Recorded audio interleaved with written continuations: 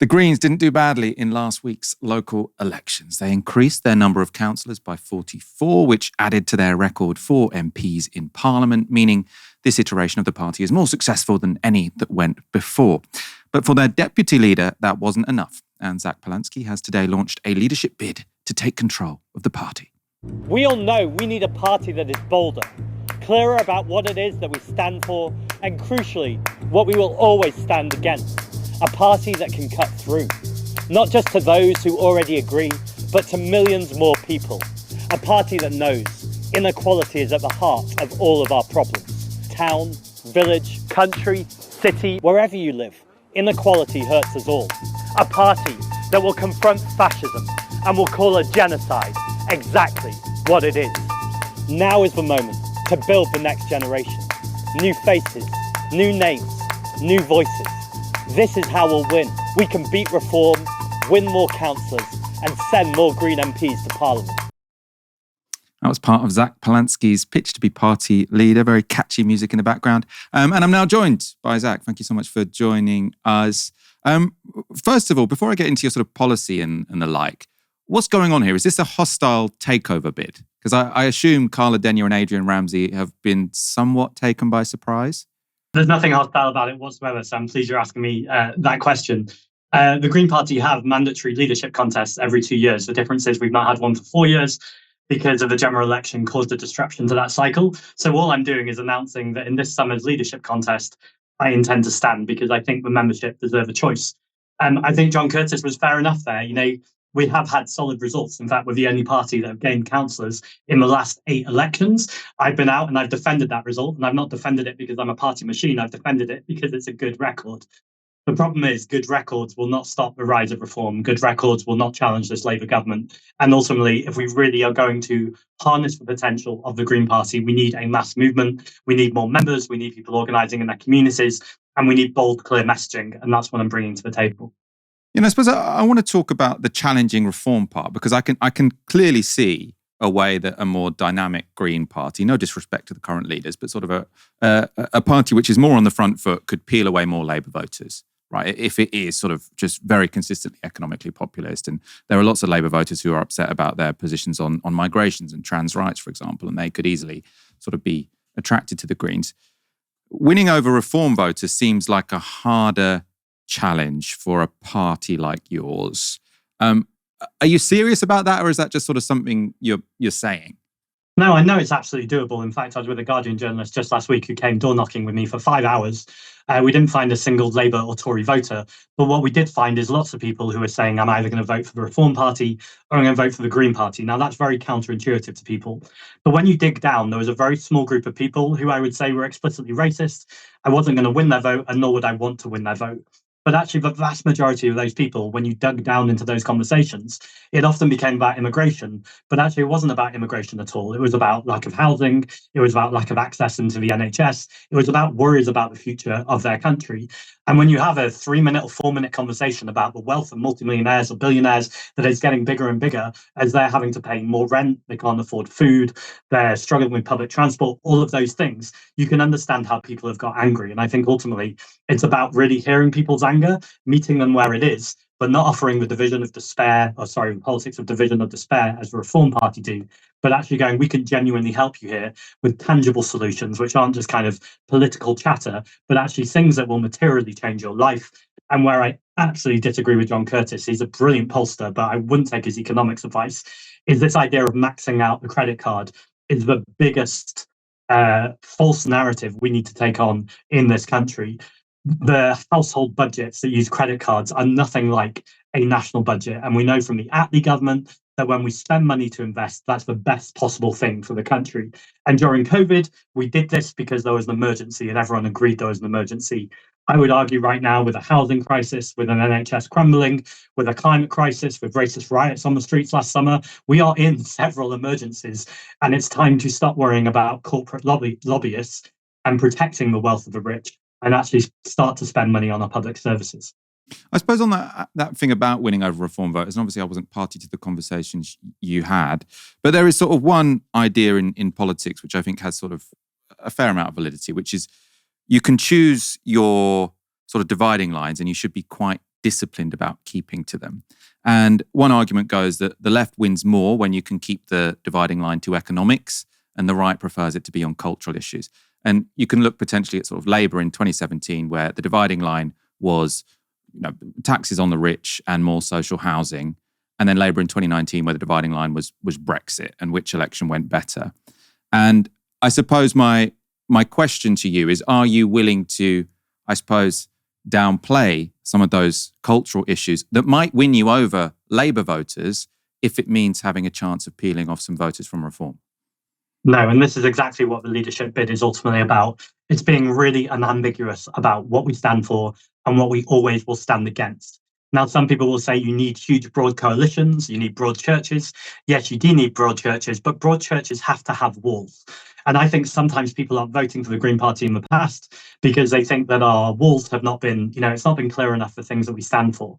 And I think there are huge swathes of Labour voters who are so unhappy with this Labour government, but haven't yet realised that the Green Party can win. We know how to win now. There are over 39 constituencies where we came second place to an increasingly unpopular Labour government. And there are many other constituencies, by the way, where we are also doing well. Some of our MPs, we won from fourth place to first place. So there's nowhere a Green Party politician can't win if you tell a powerful story. And I believe the powerful story that needs to be told is a story of compassion. It's about care. And yes, it is about an economics that is ultimately saying we are the 99%. We need to challenge the wealthy. We need to challenge the powerful. And we need to work with our working class communities, not because we have some obsession about saying the phrase working class, but actually that's the vast majority of people. And they are being screwed over by politics. John Curtis again said there the Labour government need to start marching to the drum of what they actually believe in. Well, I would say what this Labour government believe in is their right-wing Labour lobbyists who have literally come from corporate lobbying jobs and are now doing the exact work of where they came from. So I don't believe this Labour government, even if they sorted out their comms, are going to fix this problem, because ultimately they are there to defend capital. The Green Party have only two vested interests. It's people and the planet, and that's what I'll defend. Yeah, I suppose my question about would you be willing to downplay potentially cultural divides to sort of make the economic divide front and centre and not get distracted on things which might divide sort of Britain's working class was because I think, I would suggest that that's probably going to be the best way to try and peel off Reform voters. I feel like when you said you wouldn't downplay the cultural stuff, you reverted back to saying there are lots of unsatisfied Labour voters who the Greens can win by being bold on both fronts. Now, I absolutely think that's the case, but I suppose I want to hammer down on this issue of how you're going to win Reform voters and will you make any compromises to do that? And the reason I suppose I think this matters is because if you see at the moment the sort of number one challenge the UK faces as a potential Nigel Farage government, then it matters if your pitch to lead a left-wing party is to say we are going to further divide or fragment the anti-Reform sort of coalition, or we are going to eat into Reform's vote base. And I suppose, can I get you to elaborate a bit more on how you're going to do that latter part? Are there any sort of compromises you make that would maybe upset parts of the Green Party membership base that could win over Reform voters instead of just peeling off Labour ones? So it's an important distinction. First of all, I don't think the Green Party are going to win by converting all Reform voters to the Green Party. And I know that that's not your question, but I just want to be really clear about that. I think there is a chunk of those voters, though, who like Nigel Farage because they know he speaks for truth. They think he speaks to the things that they care about, and also that he is honest. Now, we could have a whole conversation about Nigel Farage, but that's the appearance that they're getting. And I think what they sometimes get, or they certainly get with the Labour Party, is the sense that people are talking out both sides of their mouth and not really telling the truth. And so I think that's the first thing, is to just be really clear in our communication. The second thing, I think, is the job here is to make the Labour Party more scared of losing seats and ultimately, votes, and more ultimately seats to the Green Party than to Reform. Right now, we have a party that is totally under hostage to the Reform Party. And it's a completely nonsense strategy for the Labour Party, because if people want full fat Nigel Farage, they'll vote Reform. So I don't know what the Labour Party are doing there. I believe, and I think it's clear, that as the Green Party continue to be an electoral threat to the Labour Party, before we're even winning seats, we can be pulling that Labour Party to the left. How well that will work, I think is a fair question, because I think it's a Labour Party that is absolutely determined not to be pulled to the left. But even on the day of these local elections, they announced they were going to put a solar panel on every single new build, something the Green Party have been arguing for literally, I think, a decade. And it's interesting they did it on the day of the election because they were worried that they were going to lose votes to the Green Party.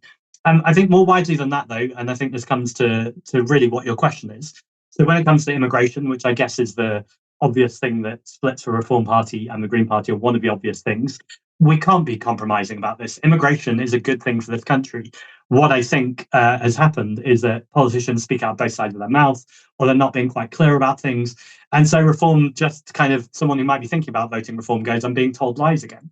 Whereas if someone is really honest to tell the story in this country, that someone who is an immigrant is more likely to be paying more in tax than they are in benefits. When you use the National Health Service, the person who treats you is so much more likely to be anyone in front of you in the queue. And actually, with a lowering birth population, we are going to need immigrants in this country.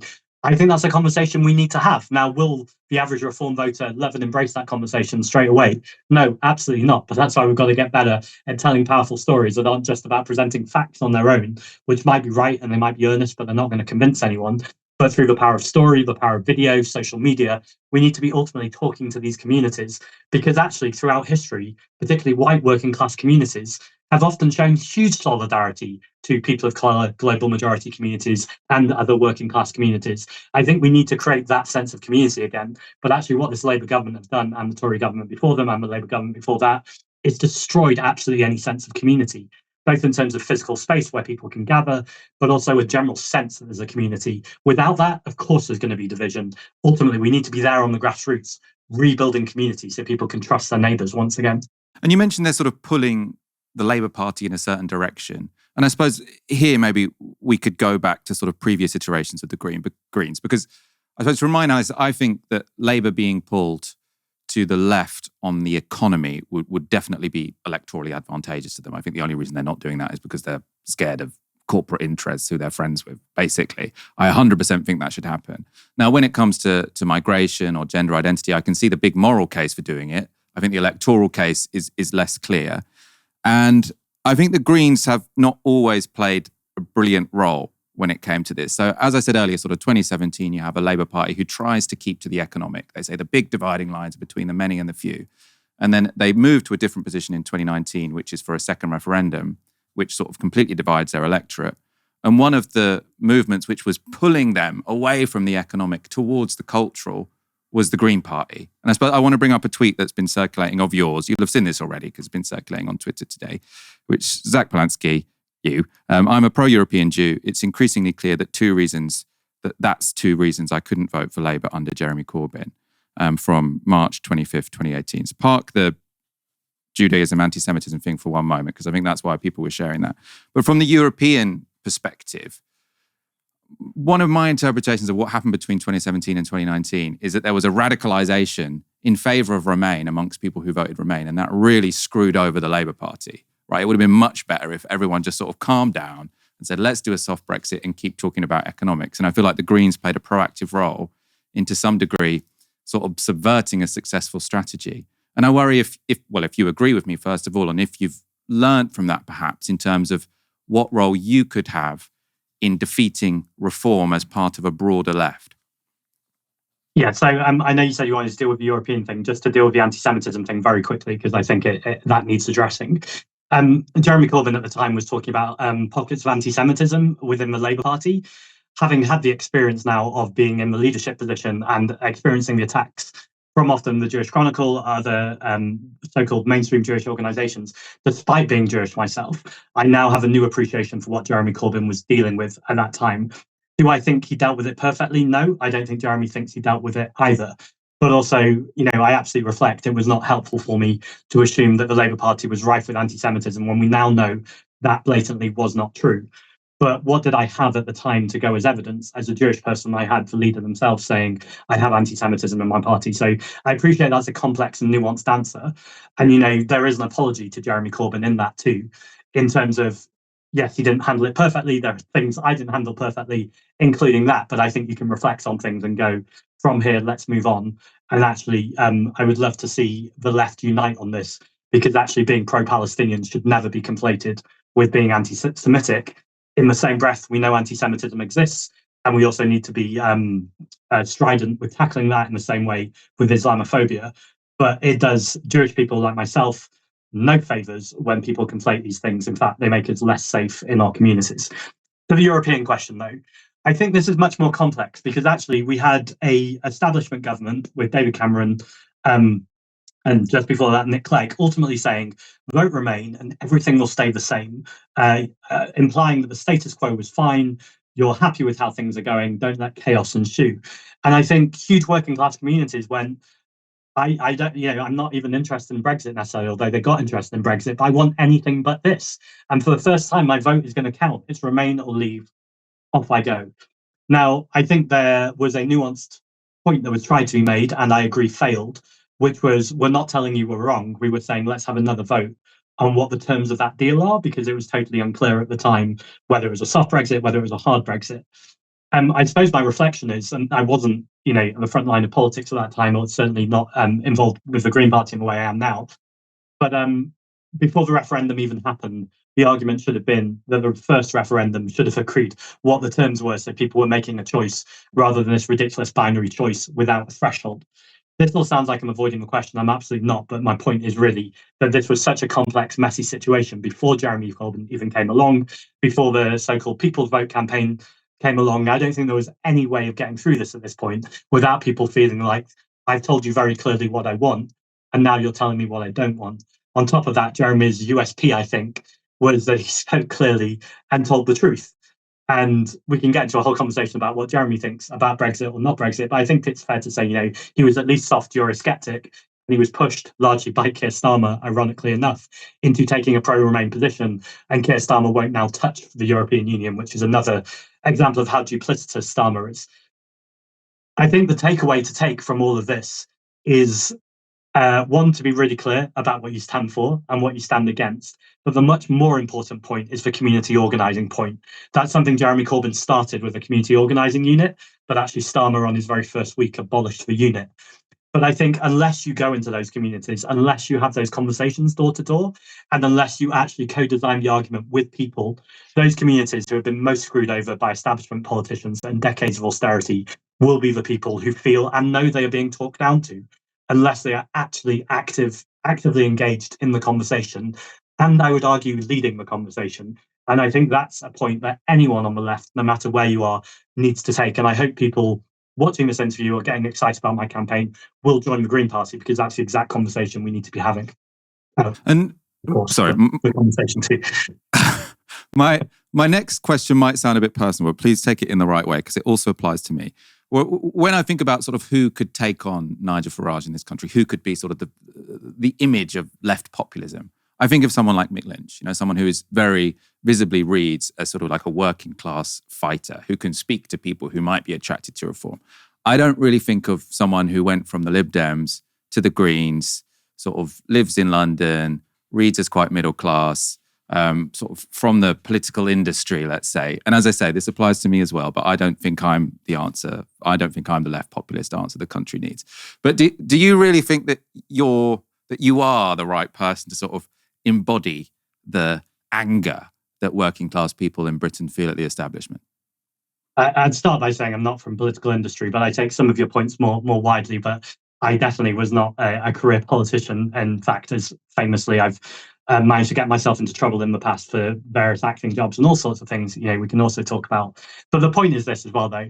I'm not running to say I am the voice of the left or I am the working class champion. That first of all would be highly egotistical and also just not true and disingenuous.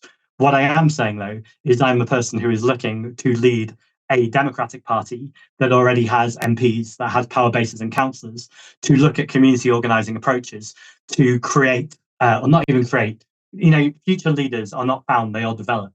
And we need to making sure we're going into communities and finding people who are already leaders.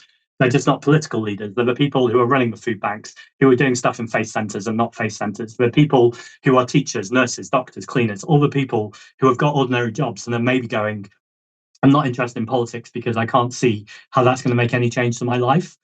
I'm looking to create a story with them where they are at the center of that story. And actually, if I'm succeeding at my job in future years, we will see more and more people speaking both within the Green Party and frankly, out of the Green Party, in the trade union movement too, that I'd love us to align with more with workers' movements, with organising movements. with anti-war movements, whatever it might be. It is about having a whole range of people, a whole cast of people. People are ultimately unique, and you can never be anything but yourself, and no one should ever apologise where they've come from. No one should ever apologise for being in a party, even if it was the Lib Dems. I want more people from the Lib Dems to come and join the Green Party. I want more people from Labour to join the Green Party. This is ultimately the point, to win the argument and have people join you. But it's not just about being a political party. It is about winning the argument in communities. It's, again, I've said it a few times, but it's the most important thing. It's growing those grassroots. It's investing in future people. It's investing in working class communities. It's not about us or them. It is us. And it's ultimately people finding a home in the Green Party and going, actually, this is the place where I can make change in my community. The Novara Media has a new podcast series out now. It's called Committed. It's about Britain's political prisoners, some of them facing years in prison. Over 4 episodes, Novara reporters Rivka Brown and Claire Heimer speak to 5 young people in jail to find out how Just Stop Oil persuaded so many of them to take direct action against the climate crisis. It's a fascinating listen, and all the episodes of Committed are out now. You can find the full series on your preferred podcast service or visit novaramedia.com/committed. It really is interesting. I recommend you search that out.